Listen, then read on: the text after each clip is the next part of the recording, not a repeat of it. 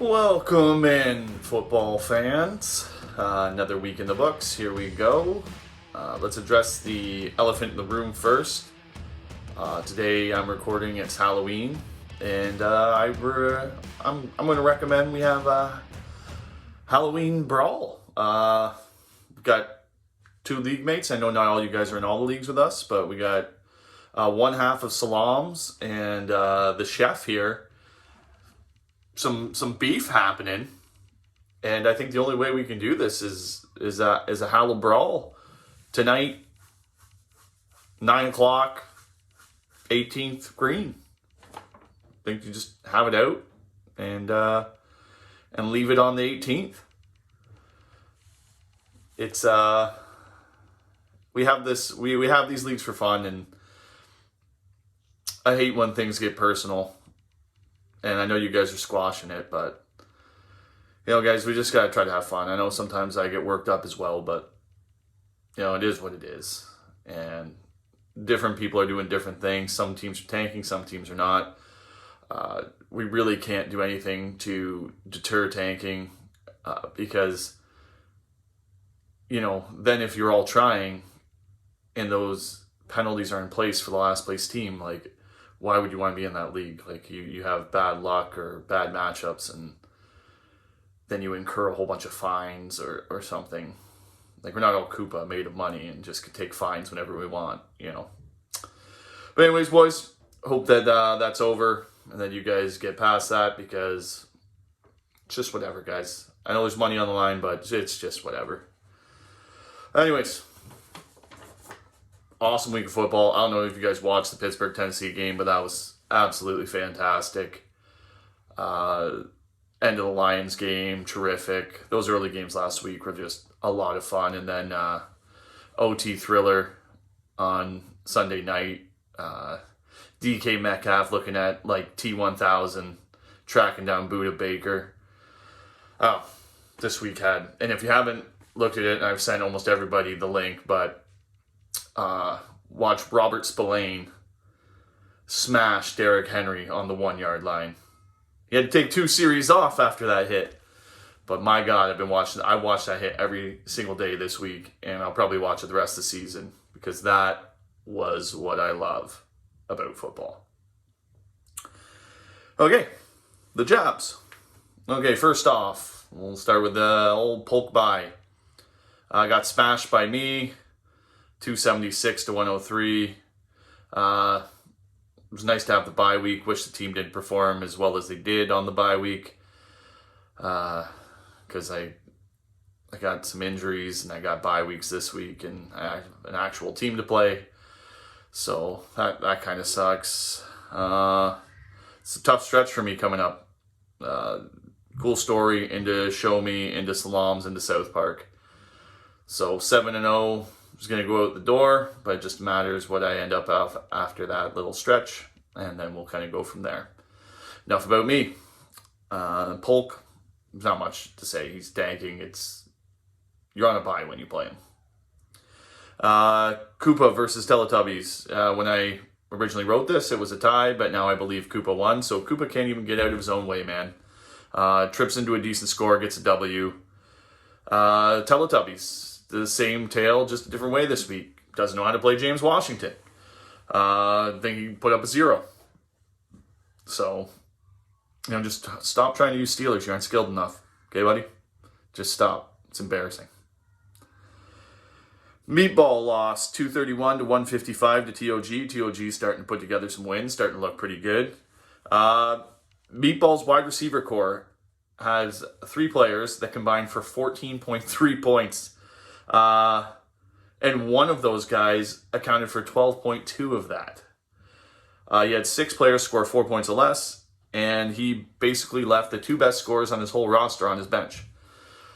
So Meatball, I don't know, buddy. Fantasy football just might be too much for you. I don't know if you want to hang him up. It's tough mid-season, but buddy, that is rough.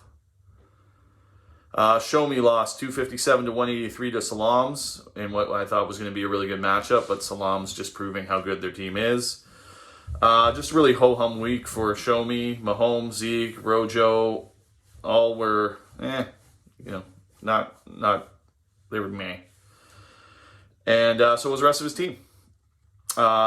He was hurt big time by his buys at wide receiver and Emmanuel Sanders not playing, so it wasn't a true week for him, but that's what fantasy football is. Every week you gotta adjust, and you never know what you're gonna have, so gotta hope you have depth, gotta hope you have guys that put up big enough numbers that you can get through. But he didn't this week. Salam steamrolled him, and that's what it is. Atlanta, they lost 233 to 188 to South Park. Heavy bye week for Atlanta, so I'm not putting a lot into this. His defense was awful. Not awful, more like mediocre. And if you're gonna have mediocre scores and not have anything substantial, you're gonna lose to Luka. That's just how it's gonna go. So, Joey, get more depth, buddy. Trade. DRC lost 194 to 187, a really close one versus Cool Story. It was an awesome game. Chef just made a few missteps as manager. I don't know if everything with Liam got in his head or this is just kind of what's going on with him this year. Also, the Cowboy wide receivers are almost unusable, man. I know you got Gallup in there, but Danucci or something in at quarterback this week. Like, I don't know, man. Like, maybe they're usable because they're going to be down. There's going to be passing volume. But, yeah, there's just been horrendous since Dak's been down. Like, I don't know. At your own risk, I guess. Last one, Cooks lost 186 to 184.6 to Golfview. Such a close game. It was a battle between two teams that were like, hey, we're going to do this with no points from our running backs. 11.5 points between 5 running backs on these two squads last week. How is that even possible? How can you start 5 running backs that play in the NFL, that touch the ball, and get 11.5 points in a PPR league? You guys, like, I don't even know how that's possible. You guys, like, both of you, be better. Because that is sad. And in the end, because it's such a close game, what it came down to is Cooks lost by picking the wrong D lineman to play. So despite everything and both of them saying, hey, we're going to play with a running back position, it actually came down to the D line. So, yeah. Like I said, you guys got to be a lot better than that. Or make trades, because that is awful. Don't really have any other segments this week. Been looking at some of the pickups and all that. It's something could hit here or there, but starts to look like we're getting some trades with some teams deciding to pack it in. Pretty cool. I want to see how everyone's going to shake out. I know Brady went on the move to Joe, I believe, or Joey.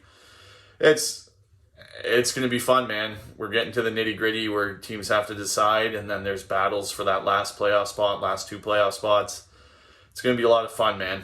I always look forward to this point in the season because the matchups get, like, really important, and that will bring me to our matchups of the week. Co-main event, I have as number 4 Hotlanta at 4-3 versus the 9th place DRC at 3-4. Huge game for both teams.